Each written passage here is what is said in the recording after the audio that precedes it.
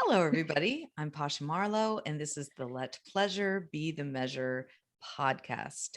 I am thrilled to bring you today from my new digs and my new green screen in my new house, a new guest, Sophie Luxton. Sophie Luxton is the creator of the Spiritual Striptease and has declared herself, which I love, the mistress of epic self-care, where she breaks the good wife and good mother rules and teaches women to ask for what they want.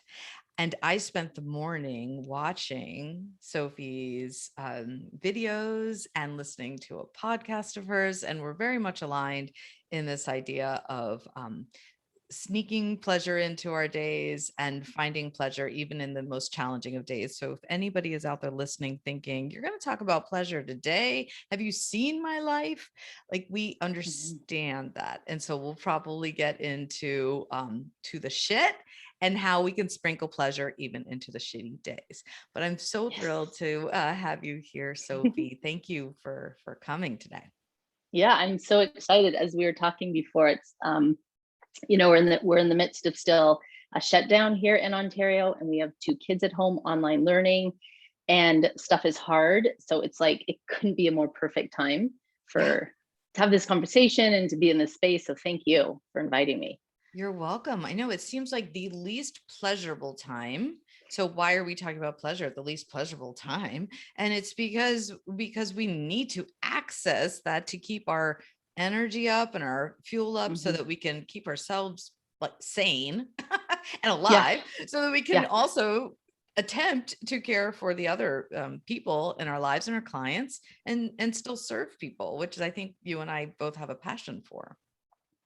Yeah, that's right. And I think what's interesting about the practice of pleasure, part of the learning about pleasure is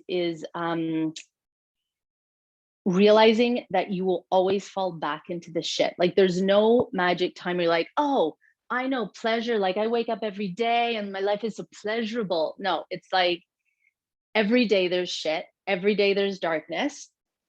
And even if you're really good at pleasure, sometimes you just stay in the shit and you just stay in the darkness because it's really all you can do. And then sometimes as you practice, you remember that it's going to make you feel better. And like you do a little reach and you're like, I knew it. It works. But it's that the practice is about that journey and knowing that when you fall into the shit, because you'll always end up there again and again, because that's just life. The practice is like just being able to remind yourself like, I know a secret way to get out of here. Yeah, it feels like it does. It feels like a secret. It feels like a trick I've learned and a game that I play with myself. And it's sometimes funny how little the things have to be, how scrappy we have to get. So speaking of shit, today, the one thing that's worked was actually on the toilet. I was sitting on the toilet and I was having a very shitty day. Like I wake up at 5 to drink my coffee before my people wake up to have a day. And the coffee maker broke and I didn't get my coffee and it was overflowing all over my new cabinets that we just moved into and the whole thing. And I cried because the coffee maker broke and because it was the one thing that I'd come to rely upon to reset my damn day. And I could go on to the other things that happened after that, but nothing happened in the way it was supposed to and nothing went well. And so finally I got a chance to pee and I'm sitting on the toilet and I'm wiping and the toilet paper is very thin and very scratchy and not good toilet paper. I thought I was going to rip my labia and I said, damn it. Like I need to bring some scrappy pleasure into this day. And so we have good toilet paper in a closet for when guests come. And I said, fuck that. Like it's 11 a.m. and I've been up since 5 and nothing's gone well. I was like having a panic attack and I'm like, I'm going to go get the damn fluffy toilet paper. Yeah. And it changed. I'm not going to say it changed my day around because that's only like an hour ago, but it changed my attitude enough to come to you to talk about pleasure. So I wouldn't be mad at you for, even attempting to talk about pleasure when I'm having such a shitty day. But, if a, piece of toilet paper can help, then that says something. It says that we have the ability to really look for it and to set an intention, to find it. And we always can. There's something. Yeah, there's always something. And what I love about, and I didn't realize this until like my pleasure practice, my Mistress of Epic Self-Care really started around motherhood and marriage. Because like everything I liked to do was gone. Everything that filled me up was gone. Everything that turned me on was gone. I like went from juicy, fun, creative life to like, oh my God, I do dishes and I do laundry and I'm in the house all day and I take care of something. So that was what really propelled me into epic self-care. And I didn't realize until a few years into my practice that there was this cool thing that happened with all the little things, like I love that it's like the Guess toilet paper. That's so good. Yeah. Getting the Guess toilet paper is like, yes, of course, now it doesn't like rip your beautiful girl apart, feels better, but also it's this like feedback loop. Every time we do the first thing, it's like, oh, I am important. Yes. I am worthy. And sometimes it feels like the little things aren't big enough to be important, but the way that they rewire our brains, and then we start to look for like all the little ways it becomes, I think in a video I did at some point, I talked about it like you orient towards the sun, right? Yes. So like if pleasure and if your epic self-care is the sun, like every little time you do something, you're facing the sun, you're orienting your whole world around stuff that's going to make you feel good and putting yourself first, which is like, I'm like so crazy about. So that's the thing about the little things, because sometimes they don't feel important. Yes. And sometimes it's like, why the fuck am I going to waste my time getting like the Guess toilet paper when really epic self-care should be like, I'm going to Europe by myself. And it's like, yes, we want to go to Europe by ourselves, but also just get the toilet paper, because the little things also lead to the big things, right? It's like this beautiful machinery that like all the gears start turning and it creates its own momentum. And it creates its own environment, which is like so hot and yummy. Yes. I love that. And I heard the video you did about pleasure as an orientation. And I love that. I love the imagery of even, facing the sun, because even if we're spending the day doing our taxes, we can sit in a chair facing the full sink of dishes and the piles of laundry that seem to envelop my couch all the time. Or we could turn to the window and attempt to feel a little bit of sun on our face. So we can always make a choice within it. Even in the hospital visits, I say, can I wear a soft shirt to the hospital today so that while I'm in the MRI, I have something to touch that's soft? Like, oh my goodness, we have to. And it's work. It's a practice. Yes. Because if we didn't have that orientation or practice, we would forget that we have this gift and ability to do so. And it's accessible to everybody. And I'm so glad that you're out there teaching it. And I am. And that we're in the muck and we're in the shit and we do get it. We have had loss and grief and rage and trauma and all the things. And we're very privileged, I'm sure too, compared to millions of people. So we're just doing the best we can to offer this as a practice that hopefully most people who are listening out there can access somehow today and every day. Yeah. And I think like, first of all, I just have to celebrate the fact that you were even thinking about like the top that might be pleasurable. It is so beautiful and it's so powerful, because orienting towards pleasure also gets us out of the victim. Like the victim is such a fucking killer. My victim is huge resistance, rebellion, refusal, I can get so mired in the victim. Like, the reason I'm not where I want to be is because of, and like the list goes on, and it can be a paralyzing state. And reaching for pleasure takes a woman out of the victim and into her power, like just her power to shift her life. And again, it's like a tiny little thing. Like, you could have also sat on that toilet and been like, fuck, I can't even believe we don't have decent toilet paper. Everything in this house sucks. I hate everybody in this house. My life is miserable. Everything's shit. And that would have been like the flavor of your day. You're just the victim of, and we're so good at victim because we have so many things to genuinely be pissed off about. Like, there's so many things. But it just bites us in the ass. It just spends tons of time biting. So I love that, getting out of victim, like creating your own. It's like you're creating your own atmosphere. You're traveling with your own little atmosphere, which is so cool. It's kind of an alternative reality. I talk to other moms who are parenting either special needs kids or chronically ill children. And we talk about, oh my gosh, don't you love going to the dentist? It's like your mouth is open, but you don't have to talk, and nobody's asking you to say anything. And in the MRIs, like, it's like a nap. Like, yes, it's noisy, but nobody's like sucking on our breasts or asking us for crackers. Like, we can, it's not the spa that we envisioned it would be, but we have to find humor in it. So we go on to our groups and we're like, I get to go to the dentist today. I get to get IV treatment today and sit in a chair, and nobody's going to ask me to get up and do laundry. And I'm like, this is hilarious and so heartbreaking and so beautiful to be able to celebrate these tiny little wins.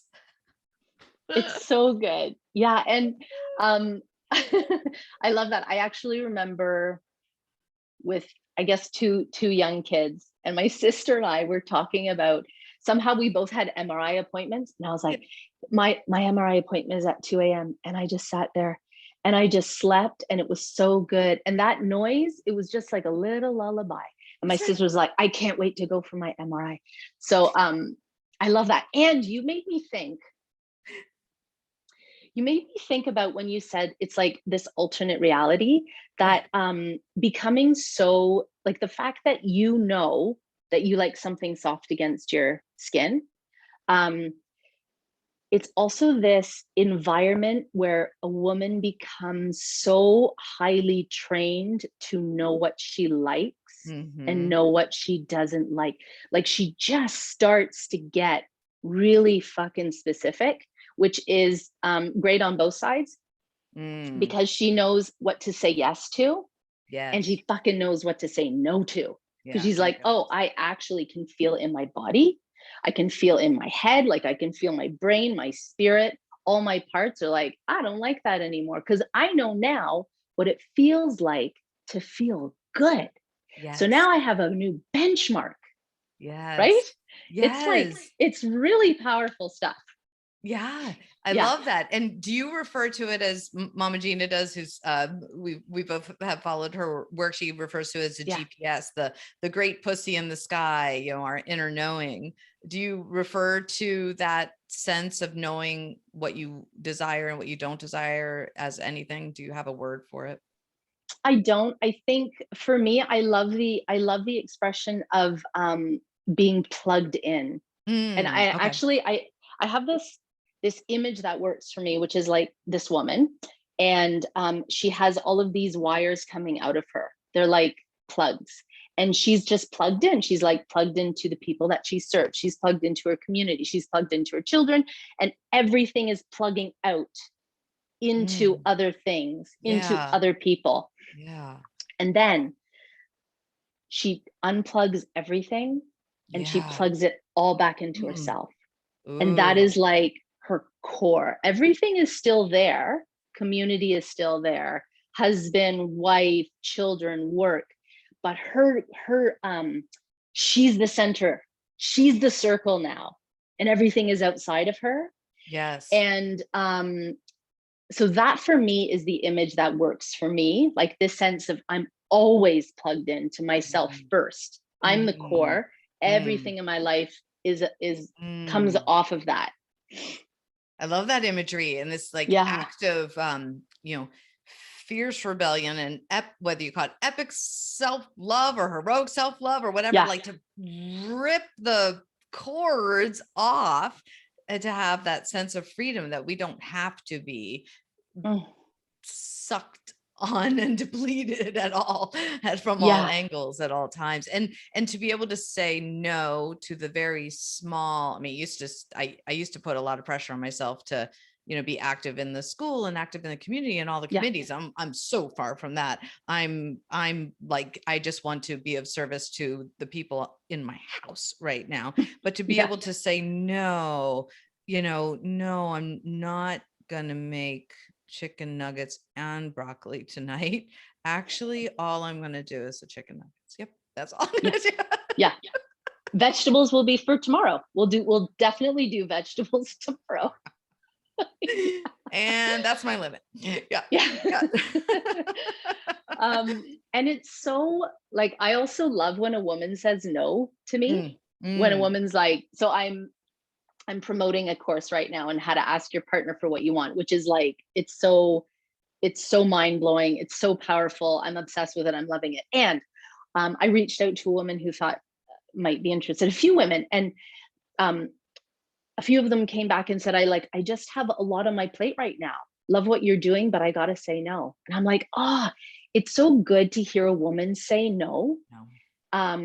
Especially when she says, it's just not something that I want to do right now. You're like, oh my God, we're allowed to do that. We are allowed.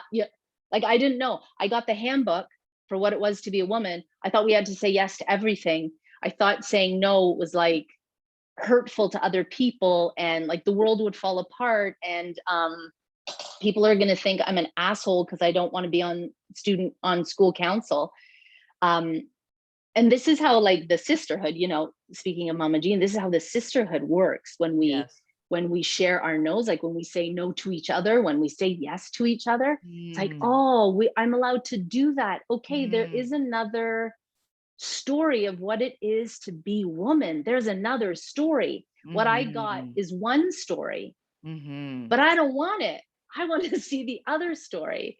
And which is why, like, I know this, all this work, like how you have your community of other moms, like to do it in sisterhood is just the way it has to be, because it's too fucking hard to do on our own. It's like not even doable on our own. No, not at all. And I love that. I think a mutual friend and coach of ours, Megan Jo Wilson, taught me the empowered no. She, you could say no to this coaching program or to this opportunity, but is it because you're scared, or you think you're not worthy, or is it because right now it's not in service to you and you're giving an empowered no? And so I love that practice. And it's hard to say no, and it's something that I'm certainly learning as a chronic people pleaser. And yet, as I get older, I think you're turning 50 this year too, right? I am. So I'm 50 as well. I'm turning actually 51 at the end of the year. And something clicked when I turned 50. I don't know why I said, I'm halfway done, because that's actually pretty optimistic. But nonetheless, I thought in my head, I'm halfway cooked and I'm still people pleasing. When am I going to stop that shit? And so I started to say no. I started to take myself off committees, look at my, to-do list and say, what is this really necessary? All this, and then just get down to the basics. It doesn't look like that from the outset, because people are like, well, if you're really trying to simplify and just survive the day and take care of your kid, like, why are you publishing 3 podcasts a week? And I know it sounds crazy, but this is my pleasure. Like, I'm talking to an adult right now about pleasure. Like, that's awesome. Because as soon as I go in the house, I'm holding hair back to vomit and smelling diarrhea and doing medicine. I will do that a lot. Enough. And Yes. no, this hour, I'm going to talk about pleasure. I just love that. I love that. I celebrate you so much, and that is so hot and beautiful. So your spiritual striptease, Mm, does it have anything to, I'm just going to ask the questions that people are thinking. Does it have yeah. anything to do with actually stripping and taking off your clothes? Yes and no. Okay. We use clothing as a way to play even more with expression and how our bodies feel. Mhm. There is something that is incredibly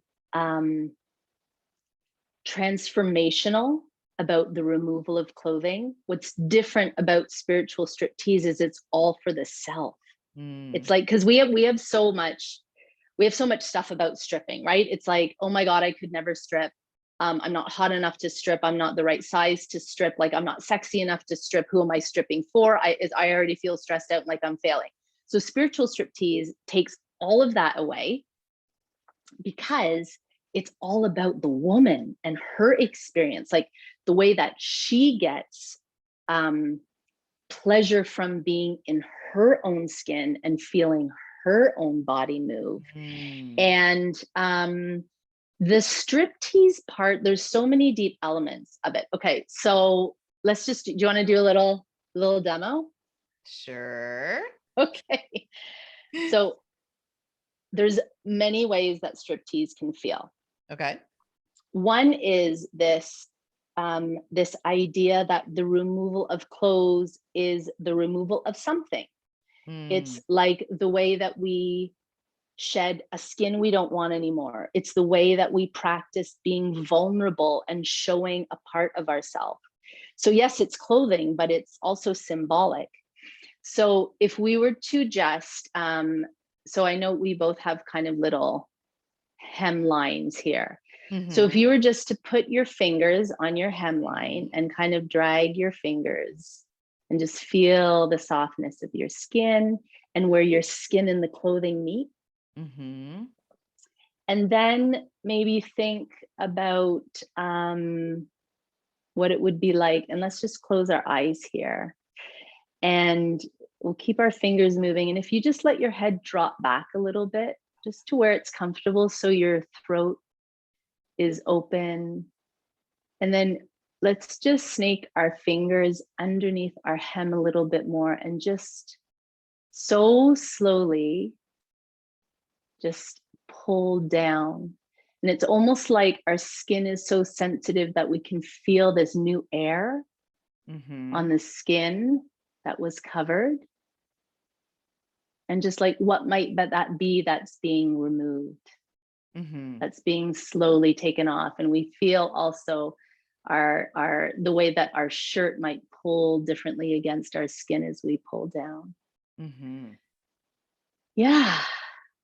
And that's it. That is mini spiritual striptease. It's like, so do we get naked? No. Can you get naked if you want to? Absolutely. Is getting naked transformational? Yes. Do you need to do it at any time? No. In fact, spiritual striptease is this like practice of a woman being able to say her, as you said, her empowered no in every moment and her empowered yes in every moment. She's always like, where am I? Okay, I'm here. I know I'm here. No, I want this. No, I want this. It's fascinating when you start, and I haven't done a mindful touch or spiritual striptease experience in years, that it's like, what am I, you start to feel the resistance, like, oh shit, is she gonna ask me to take the strap down my shoulder? Why is that scary? Oh, come on, Pasha, it's just a strap, it's just a shoulder. You're like, like all the stuff, and so what's your tool or trick to quiet the mind and stay present with the sensation? I think the one principle of spiritual striptease is to go slow. The trick about going slow is that there's no hiding when we go slow. But what it does allow us to do is to just remain present, and to know what's going on with us, and to never need to move faster than we want, to never need to make decisions faster than we want. For example, you could be like, oh, I don't know why this is freaking me out, taking off my bra straps. Like I have all this shit in my head about like all these memories or things I've seen in movies or experiences I've had or things like that. But the good news is we get to go so slowly that maybe you never move it. You never feel an ounce of pressure to ever move it. Right. But then after 5 minutes, you might be like, oh, it kind of feels like I like the way, oh, okay, that's interesting. So when we go slow, we get on our time. I think so much of our resistance comes from this very genuine place where we're always being asked to be on somebody else's time and to fit into somebody else's definition. It's like, it's like the woman that you were talking to, who I really, Laura. Yes, she was like, Laura it's Sam. like getting somebody else's menu. Yes. So often we get somebody else's timing, somebody else's expectation. And in spiritual striptease, with the slowness, it's like, this is me. I get to decide when, I get to decide how, I get to decide if. And as soon as we get into that space, sometimes we discover that we actually want to go a lot farther than we thought we did, because we're in charge now. Right. And that's, so you're empowering, it's really good. You're empowering women to do this on their own without somebody witnessing them. Because I'm thinking about, well, I would do it if I, had to report back to a group and tell them how it went, or like getting that external validation. Like, do I have to have a picture of it to show them I really did it? Like I would almost sometimes feel like that I wasn't doing it right until somebody said, no, you did it right. You did a good job. So getting through that, do you encourage women to do this on their own and then not bring it back into a group dynamic? Is it just a solo experience? So the way that I do it is we always do it in a group. Okay. And of course, now we're virtual. And my invitation is always like, if you want to do this entire 2-hour class with your camera off, you're fucking perfect. If you want to do this entire class with your camera on, it's fucking perfect. If you like started with your camera off, but now you want it on, or you started on, or you want it off, like just, you're in charge. You do whatever you want. Good. And sometimes what happens is there is a magic in being witnessed. There is a magic in witnessing, especially towards the end of the session, because we have all changed the standards for how we are, right? So when you come in, and I spent like 20 years doing like sexy choreography. Like I did bachelorette parties, I did workshops, I did a millions Pussycat Dolls choreography. And the standard was you do the moves and there is this, and it was super fun, but it wasn't deep enough for me at some point. So right at the beginning, we set this standard that a woman in all of her shit is gorgeous. A woman in her shutdown and her resistance and her not wanting to move her bra strap a fucking millimeter is perfection. And because we change the standard of how we're viewing ourselves and each other, then we get to witness and be witnessed in a way that is like so real, so authentic, so beautiful. It's like we change all the fucking rules at the beginning. So it becomes a beautiful experience to be like, oh, now I see myself this way. And oh my God, now I see you that way. And oh my God, now you see me that way. And we see each other that way, which is when you create this moment where you have women of all different sizes and shapes in various stages of nudity or undress, but they are just all lit up. And you're like, this is what it is. Oh my God. Again, this is the story I want. I got this other story, which is bullshit. This is the real story. That's beautiful. It sounds like such a safe, empathetic, liberating space that you create for that to happen. And you say it's 2 hours. So that is a typical spiritual striptease experience, 2 hours? It is. So what I've done is weekend experiences, which I really like, because then on the Saturday, we get to have 2 classes, and one class is just a warm up. It's just the kind of like, again, we're plugging in. And then we have the striptease element, which gets added on to the movement in the afternoon. But I'm having so much fun doing it that one of my desires and something that I'm creating is a longer program, because I can see all the ways that, like, when you get a taste of it, you're like, oh no, I want more. This is how I want to know how to plug back in. And not just in 2 hours. The cool thing about this practice and how I use it as epic self-care is, like, you can actually, when you're super, super, super fucking pissed off, you can use moving your clothing and like kind of stripping off to like alchemize your rage. Yes. So it, like, the movement and the music and the clothing can actually be a way that you are continually plugging into yourself. So not just like, oh, now I have 2 hours to like sit down and move to music. Like, that's sometimes we have time to do that, but it's about what is the 5 minutes that I can do before getting on a call, where I'm just here and I'm just in my body and I'm just plugged in, and maybe I'm just like pulling a little bit of my waistband down, and it's not for anybody else. It's just for me to play in my aliveness. And does the rage or the grief, whatever you're working through, then become the turn on, as you mentioned, alchemizing it? You move through the rage, you move through the grief, and then you get to the turn on through it. Is that what you're saying? Yeah, like, it sounds like such bullshit. And the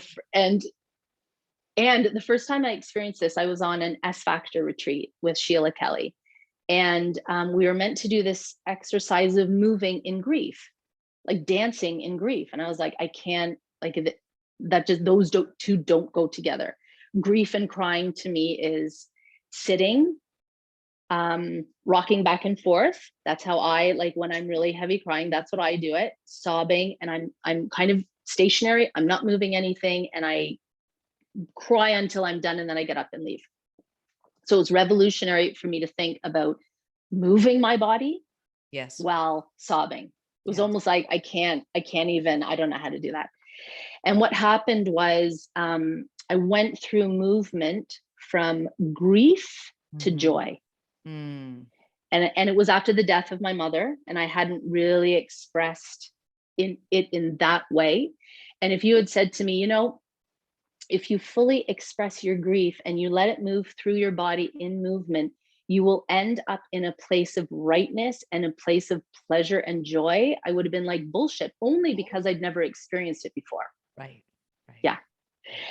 And I think there's something about getting into like that, that body that lets a woman know that she is greater than any of it. Yes, the rage is real. Yes, the grief is real, but it is not all that we are. It is just something for now. And the core of you is this aliveness, is this vibrancy, is this like hot-blooded, juicy woman that is untouchable, that never gets diminished. But it can feel like it does because there's so much other heavy shit. So moving and dancing and like stripping out of a shirt when you're like, I fucking hate online learning, I fucking hate COVID. You're like, oh my God. Sorry, I'll keep my clothes on. You're like, I didn't even come up with a solution. I haven't even fixed COVID, and I haven't fixed online learning, and I'm back in control, and I remember who I am, and I'm plugged back into my vibrancy and my aliveness, and I'm good. Yes. Yeah. And I hear what you're saying, and it's a practice I've actually learned many years ago, and I still have yet to fully feel safe enough in my body to express it through dance. I don't know why. It's something I'm working through, because I've been through these workshops where you work through and somatic healing with the anger and the grief and into the turn on. And even yoga is hard for me right now because the grief is very heavy. It feels too vulnerable to open up my heart to it fully.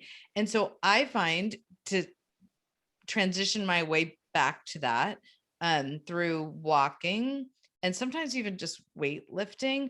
So it's still, and sometimes I'm lifting weights, I'm like, why can't I just dance? And then I lift the weights to music and I'm like, why isn't this dance? Can this be right now my dance? Can my dance be walking the damn dog or lifting the weights? And then when I'm ready to move my hips or take off my strap and do the things, and that I have to meet myself where I'm at and give myself the same grace that we would be giving our clients in these spaces right now if they're going through grief or rage or whatever they're going through. Yeah, I think that's so beautiful. That's exactly what it is. And you know what I would suggest? Just take out dancing and put in moving. Yes. So for example, say we're listening to a song. And I have songs on my playlist that will make me cry. And I'm like, I need to fucking cry right now. And something's blocking me. I got a cry playlist. I have a rage playlist. I have the songs that turn me on, because we need help sometimes, right? To pull like emotions out of us. And so say I'm listening to a grief song, and like for me, I can already feel it actually, this like tension in my chest when I think about that grief. So I'm listening to the song and I'm just breathing. So I'm not staying in one still position. So I'm allowing it to move. And all I'm doing is like, for some reason, I have my hand on my chest and I'm just moving my rib cage back and forward. And you know what? I'm fucking moving. I'm dancing. That to me is the dance. It's the dance of the body. And then maybe it would feel good, like, I don't know, to drop my head back because I feel like so fucking exhausted, so vulnerable, so like, full surrender. Or maybe I just want to drop my head because I'm feeling so protective, so like I have to close down, so like I need to go back into my own, like my own self. That's it. I'm doing it. Yeah. Yes. I love that you hold space for those, like microscopic movements. When and the irony behind all this is, of course, I start each coaching session with dancing and I teach all the things that we're talking about, but I understand where people can sometimes be stuck. And so I said, if your dance today is like your finger, like your finger's gonna do the dance, it's like, okay, like let's move something. Sometimes we even just move our face, like all of the muscles in our face, let's lift them up as high as we can and now down as low as we can. I love it.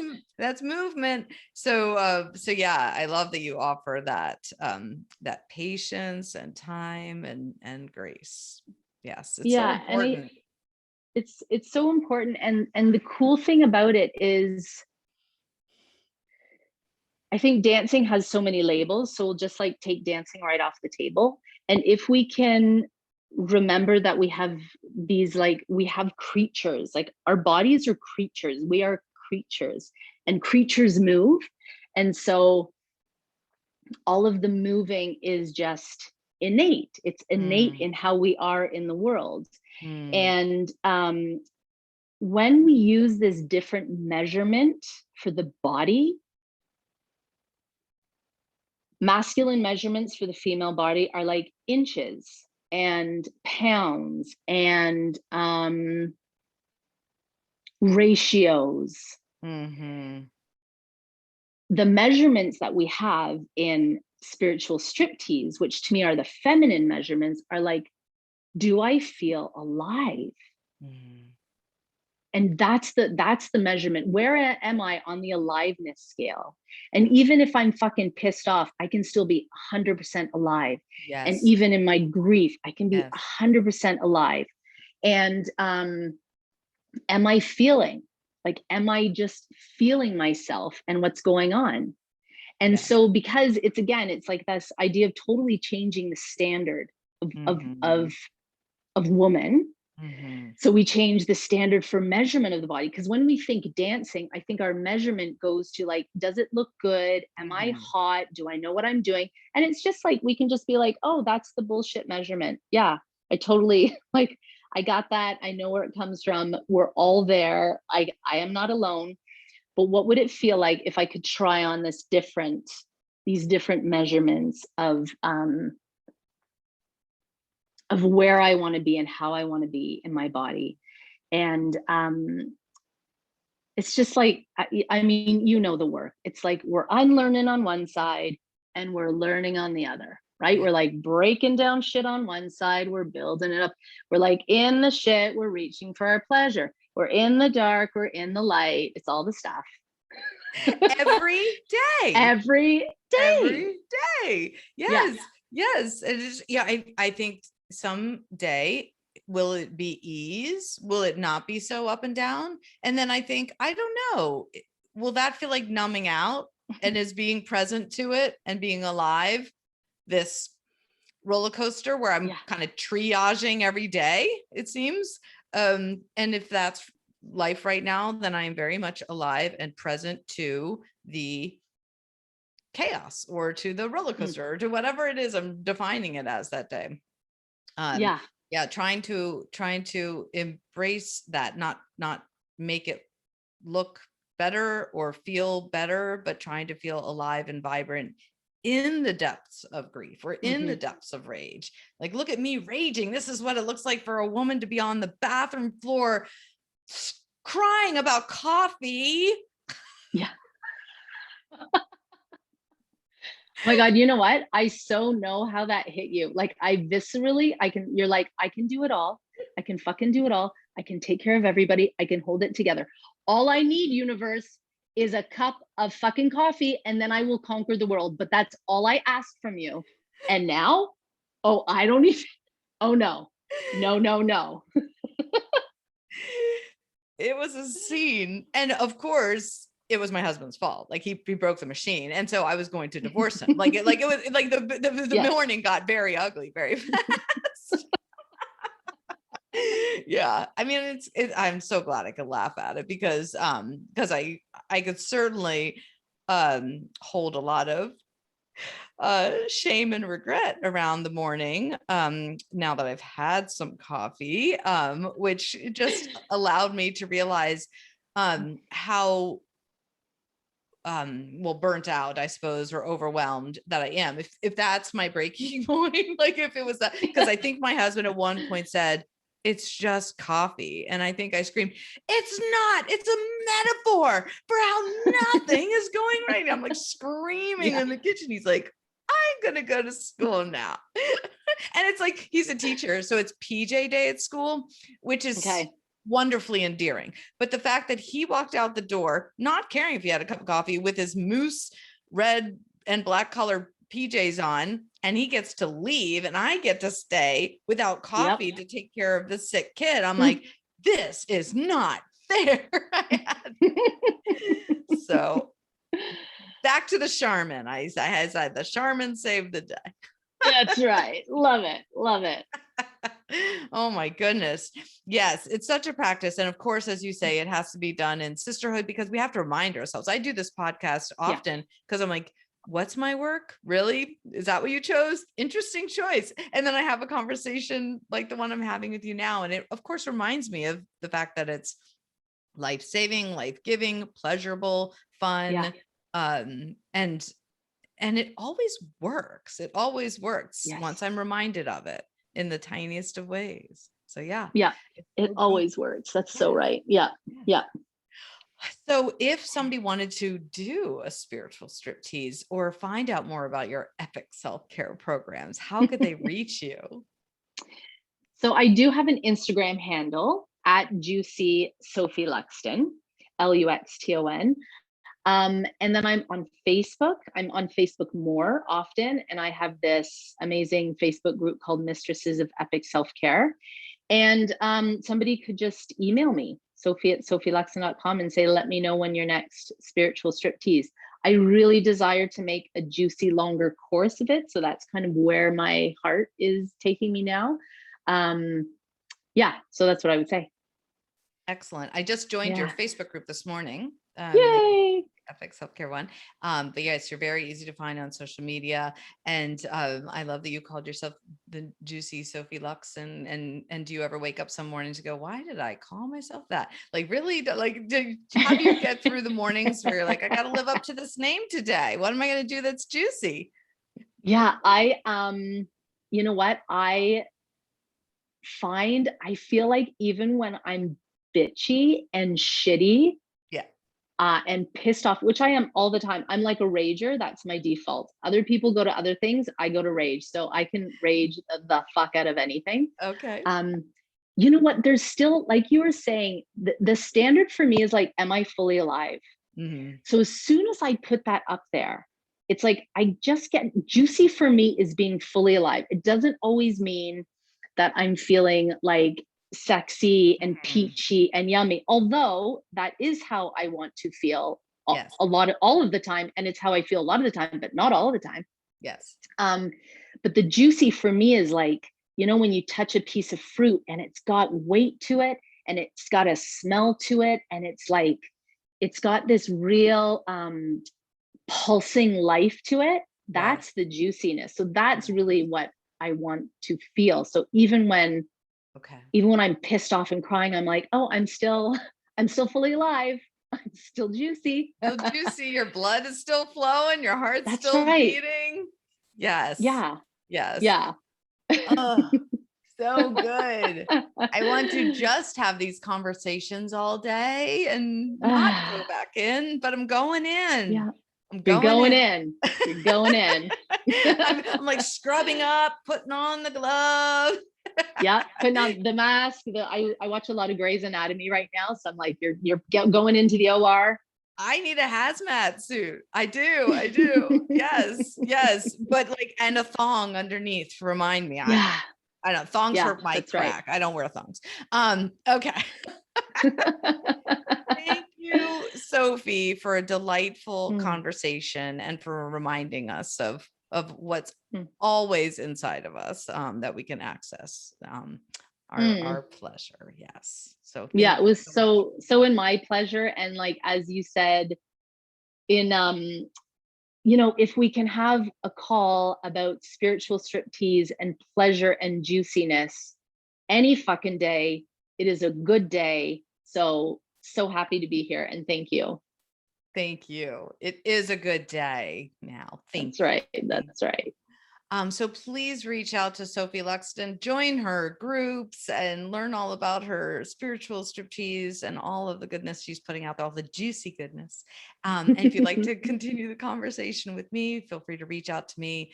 You can email me, pasha@pashamarlowe.com. You can find me all over Facebook and Instagram at my name, Pasha Marlowe. And I also offer a 30-minute free liberation call. So I love talking to you all the listeners out there, and hearing your stories, all of them, the juicy ones, the heartbreaking ones, the messy ones, all of it. Bring it on. Let's talk.